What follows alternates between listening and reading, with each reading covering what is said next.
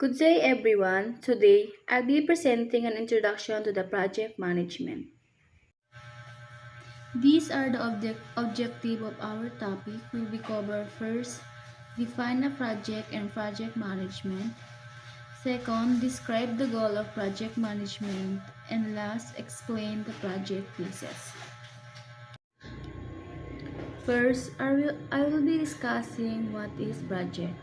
A project is a set of tasks done to get a specific, unique output like product or process. Unlike regular operation that make the same thing repeatedly, or project go step by step in a phases. And these are the parts of the project. First one is the specific output. A project is a set of tasks to achieve a specific output, and also goal is defined by a set of requirements. Delivering the project is asking to delivering the requirement of the goal. The second one is the unique. Output is unique, a custom product or process. It also a project process that produces a recurring output is an operation. The last one is the phases. A project proceeds in stages. It is not a one action activity. The second is the progressive elaboration, or PMBOK, has multiple steps to complete the output. What is project management? Project management uses tools and techniques.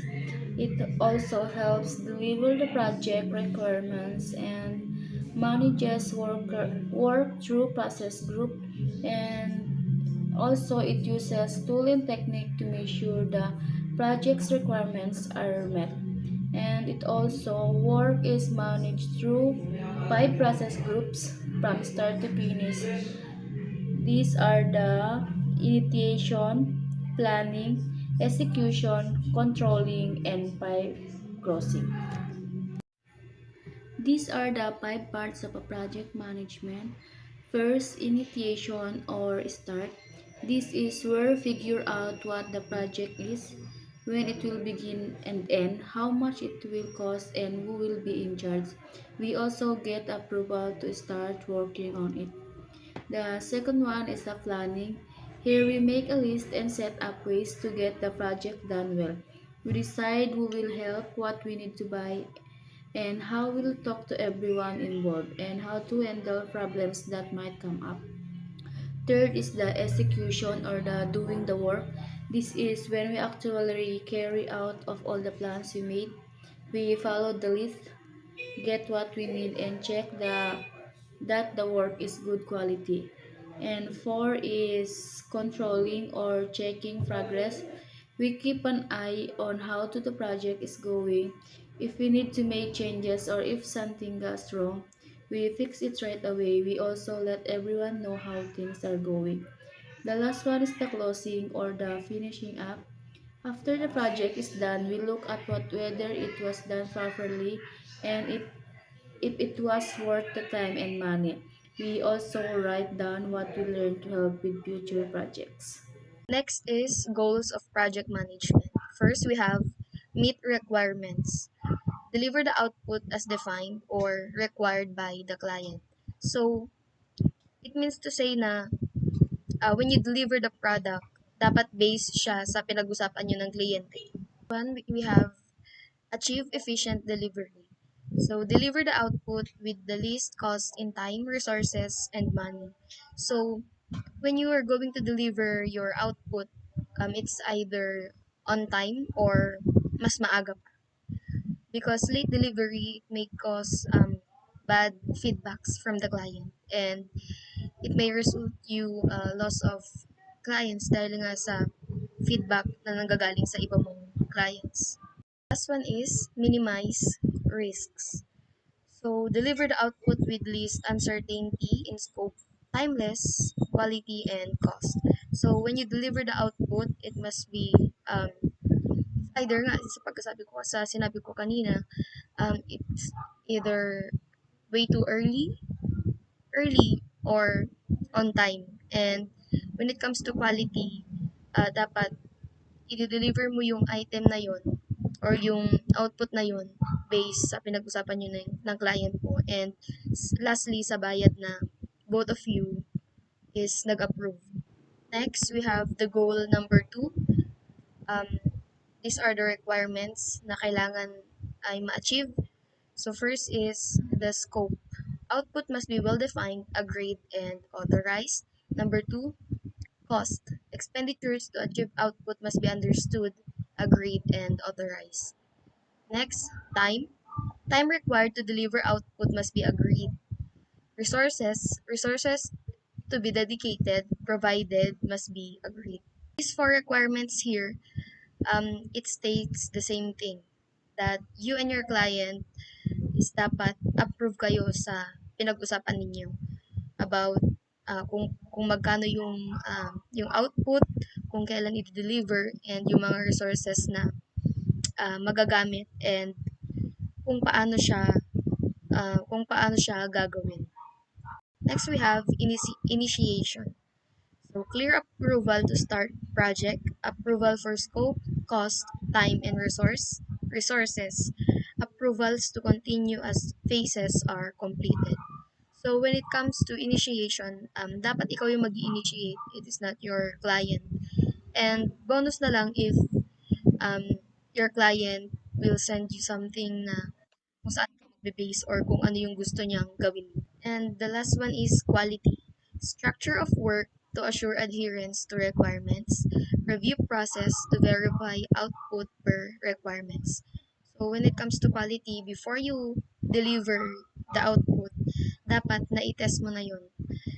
And to avoid bad feedback and disappointment sa clients mo. Now we have goal under achieve efficient delivery. First, we have plan. A project needs clear plans, quality checks, risk management, and good communication to succeed. So before working, um, let us apply the requirements, which is yung apat, the scope, cost, time, and resources, wherein dapat lahat ng gagamitin, bayad, time, and yung mga expenditures is dapat napag-usapan at na-approve na ni client, and also you, dapat na-approve ninyong dalawa. Execution management must have the right tools, right resources for the tasks. So must have candid or transparent reviews to catch errors and issues before they have significant adverse impact. So, during sa paggawa ng output na pinapagawa sa'yo ng client or before sending it to the client, dapat tinetest na natin ito so that kapag to avoid adverse impact or aside from bad reviews, so that it will avoid errors and issues or more worse adverse impact. Last, under achieve efficient delivery is change control. So, change control must have governance to approve change in scope, various activities, schedule, resources, and costs. So, here in management production, the most important thing that a person must have is magaling kang mag-adjust kung ano yung gustong changes ni client, kung anong mga gagawin mo, or kung gusto niyang magpababa ng bayad or something like that, and mag-change ng resources kung saan ka kukuha. Next, we have goal under minimize risk. So first, we have quality management, implement processes to review output against requirements, minimize output function gaps. So in quality management, it simply states that you have to review the output before, uh, during making it, and before delivering it to the client. Next, we have change governance, control changes in scope, schedule, resources, and other elements to minimize risks. So it has some similarities in change control under achieve efficient delivery. na kung may mga changes si clients sa scope or sa schedule and sa mga resources na gagamitin mo in finishing the output na gusto niya is dapat you are ready to adjust. Last, under minimize risk is communication. So provide structured communication of expected changes in post-delivery processes to minimize transition risk and noise. So, um, so if there are changes during sa paggawa or pag-deliver ng output, you must communicate or you must talk to your client kesa sa kapag dumating na yung product na yun and may mga changes na hindi mo naman sinabi sa kanya and na-notice niya yun. At, at lalo na pag hindi niya nagustuhan, it will cause you bad reputation.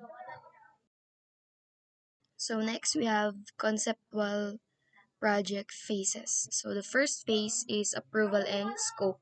So the project scope, goals, time, cost, and resources are defined and formally approved. So meaning, lahat, yung phase 1 is dapat both you and your client is dapat agree kayo sa mga sinabi ninyo. And it is also called feasibility or initial phase. Yun yung foundation kung ano yung gagawin mo, kung saan resources ka kukuha, at kung pagkano yung ibabayad sa'yo ng client. This is phase 2, plan or design. So the project is carefully designed with clear, functional, and technical plans before work begins. For example, blueprint ng project na gusto mong ibigay sa client mo as an idea. Next is construction. This is the stage where the system is built or the process is implemented. Contracts are signed, testing is done, and money is spent. So this phase 3 is wherein ito na yung during ng paggawa ng output na wherein both of you and your client is nag-agree na. Para siyang documentation kung saan kung ano yung mga nagasto, yung mga processes na na-implement, yung kontrata na pinag-agreehan ninyong dalawa, and kung saan yung mga testing is natapos na. And speaking of testing, the fourth phase is testing. Testing checks the final output against requirements to make sure everything works correctly. So this is the vital point dito sa conceptual project phase because you cannot send something to your client without testing it. And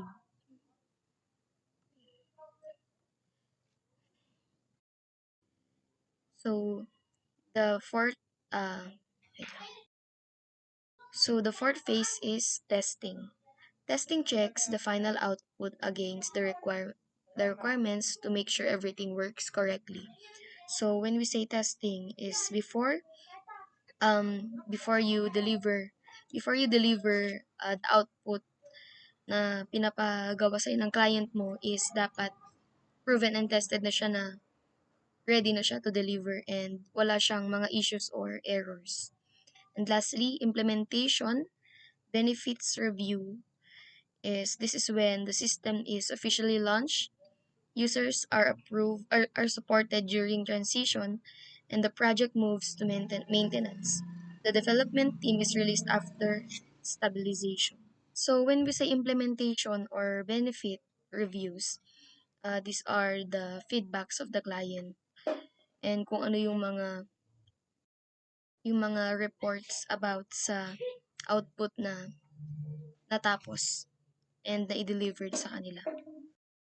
To summarize everything, so the definition of project and project management is that project is the specific output temporary for a unique result or stages.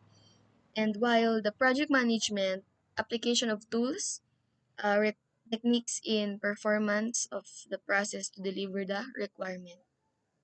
So the project is the output yung kung ano yung pinapagawa sa'yo ng kliyente mo. And then, project management is kung paano siya nagawa, kung ano yung mga resources na nagamit, magkano yung mga gasto, and kung paano yung proseso ng mga pinapagawa sa'yo. And next one is goal of project management, that delivery that meets requirements, efficient time, scope, resources, and with least risks. And last one is project phases. Ito po yung pagkakasunod: approval, plans or design, construction, testing, and implementation. And that's all. Thank you for listening.